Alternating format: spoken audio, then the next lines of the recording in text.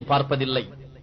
இன்னும் செலவு வகையிலிருந்து நீங்கள் என்ன செலவு செய்தாலும் அல்லது நேர்ச்சைகளில் எந்த நேர்ச்சை செய்தாலும் நிச்சயமாக அல்லாஹ் அதனை நன்கறிவான். அன்றியும் அக்கிரமக்காரர்களுக்கு உதவி செய்வோர் எவரும் இலர். தான தர்மங்களை நீங்கள் வெளிப்படையாக செய்தால் அதுவும் நல்லதே. ஏனெனில் அவ்வாறு செய்ய பிறரை வெளிப்படையாக செய்தால் அதுவும் நல்லதே. ஏனெனில் அவ்வாறு செய்ய பிறரையும் அது தூண்டும். எனினும் அவற்றை மறைத்து ஏழை எளியோருக்கு அவை கிடைக்கும்படி செய்தால் அது உங்களுக்கு இன்னும் நல்லது. அது உங்களுடைய பாவங்களையும் நீக்கும். நீங்கள் செய்வதையெல்லாம் அல்லாஹ் நன்கறிந்தவனாகவே இருக்கின்றான். நபியே, அவர்களை நேர்வழியில் நடத்துவது உம் கடமை அல்ல. ஆனால் தான் நாடியவர்களை அல்லாஹ் நேர்வழியில் செலுத்துகின்றான். இன்னும் நல்லதில் நீங்கள் எதை செலவிடினும் அதுவும் உங்களுக்கே நன்மை பயப்பதாகும். அல்லாஹுவின் திருமுகத்தை நாடியே அல்லாது வீண் பெருமைக்காக செலவு செய்யாதீர்கள். நன்மையை நாடி நீங்கள் எதை செலவு செய்தாலும் அதற்கு உரிய நற்பயன் உங்களுக்கு பூரணமாக திருப்பிக் கொடுக்கப்படும். நீங்கள் அநியாயம் செய்யப்பட மாட்டீர்கள். பூமியில் நடமாடி தம் வாழ்க்கை தேவைகளை நிறைவேற்ற ஏதும் செய்ய முடியாத அளவுக்கு அல்லாஹுவின் பாதையில் தங்களை அர்ப்பணித்துக் கொண்டவர்களுக்குத்தான் உங்களுடைய தான தர்மங்கள் உரியவையாகும். பிறரிடம் யாசிக்காத அவர்களுடைய பேணுதலை கண்டு அறியாதவன் அவர்களை செல்வந்தர்கள் என்று எண்ணிக்கொள்கிறான். அவர்களுடைய வறுமையின் அடையாளங்களால் அவர்களை நீர் அறிந்து கொள்ளலாம். அவர்கள் மனிதர்களிடம் வருந்தி எதையும் கேட்க மாட்டார்கள். இத்தகையோருக்காக நல்லதில் நின்று நீங்கள் எதை செலவு செய்தாலும் அதை நிச்சயமாக அல்லாஹ் நன்கறிகின்றான். யார் தங்கள் பொருள்களை தான தர்மங்களில் இரவிலும் பகலிலும் ரகசியமாகவும் பகிரங்கமாகவும் செலவு செய்கின்றார்களோ அவர்களுக்கு அவர்களுடைய இறைவனிடத்தில் நற்கூலி இருக்கிறது. அவர்களுக்கு அச்சமும் இல்லை, அவர்கள் துக்கப்படவும் மாட்டார்கள். யார் வட்டி வாங்கி தின்கிறார்களோ அவர்கள் மறுமையில் ஷைத்தானால் தீண்டப்பட்ட ஒருவன் பைத்தியம் பிடித்தவனாக எழுவது போல் அல்லாமல் வேறுவிதமாய் எழமாட்டார்கள். இதற்கு காரணம் அவர்கள் நிச்சயமாக வியாபாரம் வட்டியை போன்றதே என்று கூறியதனாலேயாம். ஆனால் அல்லாஹ் வியாபாரத்தை ஆகுமானதாக்கி வட்டியை விலக்கி இருக்கின்றான். ஆயினும் யார் தன் ரப்பிடம் இருந்து நற்போதனை வந்தபின் அதை விட்டும் விலகி விடுகிறானோ அவனுக்கு முன்னர் வாங்கியது உரித்தானது என்றாலும் அவனுடைய விவகாரம் அல்லாஹுவிடம் இருக்கிறது. ஆனால் யார் நற்போதனை பெற்ற பின்னர் இப்பாவத்தின்பால் திரும்புகிறார்களோ அவர்கள் நரக நெருப்பின் தோழர்கள் ஆவார்கள். அவர்கள் அதில் என்றென்றும் தங்கிவிடுவார்கள். அல்லாஹ் வட்டியை அதில் எந்த பரக்கத்தும் இல்லாமல் அழித்து விடுவான். இன்னும் தான தர்மங்களை பரக்கத்துகளை கொண்டு பெருகச் செய்வான். தன் கட்டளையை நிராகரித்துக் கொண்டிருக்கும் பாவிகள் எவரையும் அல்லாஹ் நேசிப்பதும் இல்லை. யார் ஈமான் கொண்டு நற்கருமங்களை செய்து தொழுகையை நியமமாக கடைபிடித்து ஜகாத்தும் கொடுத்து வருகிறார்களோ நிச்சயமாக அவர்களுக்கு அவர்களுடைய இறைவனிடத்தில் நற்கூலி இருக்கிறது. அவர்களுக்கு அச்சமில்லை, அவர்கள் துக்கப்படவும் மாட்டார்கள். ஈமான் கொண்டவர்களே, நீங்கள் உண்மையாக மூமீன்களாக இருந்தால் அல்லாஹுவுக்கு அஞ்சி அடங்கி எஞ்சியுள்ள வட்டியை வாங்காது விட்டுவிடுங்கள். இவ்வாறு நீங்கள் செய்யவில்லை என்றால் அல்லாஹுவிடம் இருந்தும் அவனுடைய தூதரிடம் இருந்தும் போர் அறிவிக்கப்பட்டு விட்டது என்பதை அறிந்து கொள்ளுங்கள். ஆனால் நீங்கள் பாவ மன்னிப்பு கோரி இப்பாவத்திலிருந்தும் மீண்டுவிட்டால் உங்கள் பொருள்களின் அசல் முதல் உங்களுக்கு உண்டு. கடன்பட்டோருக்கு நீங்கள் அநியாயம் செய்யாதீர்கள், நீங்களும் அநியாயம் செய்யப்பட மாட்டீர்கள். அன்றியும் கடன்பட்டவர் அதனை தீர்க்க இயலாத கஷ்டத்தில் இருப்பின் அவருக்கு வசதியான நிலை வரும் வரை காத்திருங்கள். இன்னும் கடனை தீர்க்க இயலாதவருக்கு அதை தர்மமாக விட்டு விடுவீர்களானால், அதன் நன்மைகள் பற்றி நீங்கள் அறிவீர்களானால் அதுவே உங்களுக்கு பெரும் நன்மையாகும். தவிர அந்த நாளை பற்றி அஞ்சிக் கொள்ளுங்கள். அன்று நீங்கள் அனைவரும் அல்லாஹ்விடம் மீட்டப்படுவீர்கள். அப்பொழுது ஒவ்வொரு ஆத்மாவுக்கும் அது சம்பாதித்ததற்குரிய கூலி பூரணமாக கொடுக்கப்படும்.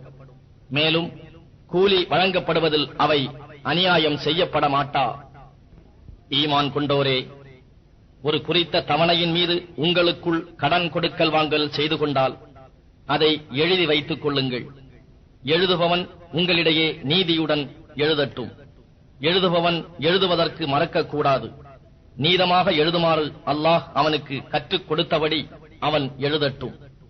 இன்னும் யார் மீது கடன் திருப்பி கொடுக்க வேண்டிய பொறுப்பு இருக்கிறதோ அவனே பத்திரத்தின் வாசகத்தை சொல்லட்டும். அவன் தன் இறைவனான அல்லாஹ்வை அஞ்சிக் கொள்ளட்டும். மேலும் அவன் வாங்கியதில் எதையும் குறைத்துவிடக் கூடாது. இன்னும் யார் மீது கடன் திருப்பி கொடுக்க வேண்டிய பொறுப்பு இருக்கிறதோ அவன் அறிவு குறைந்தவனாகவோ அல்லது பால்யம் முதுமை போன்ற காரணங்களால் பலகீனனாகவோ அல்லது வாசகத்தை கூற இயலாதவனாகவோ இருப்பின் அவனுடைய வலி நிர்வாகி நீதமாக வாசகங்களை சொல்லட்டும். தவிர நீங்கள் சாட்சியாக ஏற்கக்கூடிய உங்கள் ஆண்களில் இருவரை சாட்சிகளாக்கிக் கொள்ளுங்கள். ஆண்கள் இருவர் கிடைக்காவிட்டால் சாட்சிகளில் நீங்கள் பொருந்தக்கூடியவர்களிலிருந்து ஆடவர் ஒருவரையும் பெண்கள் இருவரையும் சாட்சிகளாக எடுத்துக் கொள்ளுங்கள். பெண்கள் இருவர், ஏனென்றால் அவ் இருவரில் ஒருத்தி தவறினால் இருவரில் மற்றவள் நினைவூட்டும் பொருட்டே ஆகும். அன்றியும் சாட்சியம் கூற சாட்சிகள் அழைக்கப்பட்டால் அவர்கள் மறுக்கலாகாது. தவிர கொடுக்கல் வாங்கல் சிறிதோ பெரிதோ அதை அதன் கால வரையறையுடன் எழுதுவதில் அலட்சியமாக இராதீர்கள். இதுவே அல்லாஹுவின் முன்னிலையில் மிகவும் நீதமானதாகவும் சாட்சியத்திற்கு உறுதி உண்டாக்குவதாகவும் இன்னும் இது உங்களுக்கு சந்தேகங்கள் ஏற்படாமல் இருக்க சிறந்த வழியாகவும் இருக்கும். எனினும் உங்களிடையே சுற்றி வரும் ரொக்க வியாபாரமாக இருப்பின் அதை எழுதிக் கொள்ளாவிட்டாலும் உங்கள் மீது குற்றமில்லை. ஆனால் அவ்வாறு நீங்கள் வியாபாரம் செய்யும் போதும் சாட்சிகளை வைத்துக் கொள்ளுங்கள். அன்றியும் எழுதுபவனையோ சாட்சியையோ உங்களுக்கு சாதகமாக இருப்பதற்காகவோ வேறு காரணத்திற்காகவோ துன்புறுத்தாதீர்கள். நீங்கள் அப்படி செய்வீர்களாயின் அது உங்கள் மீது நிச்சயமாக பாவமாகும். அல்லாஹுவுக்கு அஞ்சிக் கொள்ளுங்கள். ஏனெனில் அல்லாஹ் தான் உங்களுக்கு நேரிய இவ்விதிமுறைகளை கற்றுக் கொடுக்கிறான். தவிர அல்லாஹ்வே எல்லா பொருட்களையும் பற்றி நன்கு அறிபவன். இன்னும் நீங்கள் பிரயாணத்திலிருந்து அச்சமயம் எழுதுபவனை நீங்கள் காணப்பெறாவிட்டால் கடன் பத்திரத்திற்கு பதிலாக ஏதேனும் ஒரு பொருளை கடன் கொடுத்தவன் அடமானமாக பெற்றுக் கொள்ளலாம். ஆனால் உங்களில் ஒருவர் மற்றவரை நம்பி இவ்வாறு ஒரு பொருளை காப்பாக வைத்தால் யாரிடத்தில் அமானிதம் வைக்கப்பட்டதோ அவன் அதனை ஒழுங்காக திருப்பிக் கொடுத்துவிட வேண்டும். அவன் தன் இறைவனாகிய அல்லாஹ்வை அஞ்சிக் கொள்ளட்டும். அன்றியும் நீங்கள் சாட்சியத்தை மறைக்க வேண்டாம். எவன் ஒருவன் அதை மறைக்கின்றானோ நிச்சயமாக அவனுடைய இருதயம் பாவத்துக்குள்ளாகிறது. இன்னும் நீங்கள் செய்வதையெல்லாம் அல்லாஹ் நன்கு அறிவான். வானங்களிலும் பூமியிலும் உள்ளவை அனைத்தும் அல்லாஹுவுக்கே உரியன. இன்னும் உங்கள் உள்ளங்களில் இருப்பதை நீங்கள் வெளிப்படுத்தினாலும் அல்லது அதை நீங்கள் மறைத்தாலும் அல்லாஹ் அதை பற்றி உங்களை கணக்கு கேட்பான்.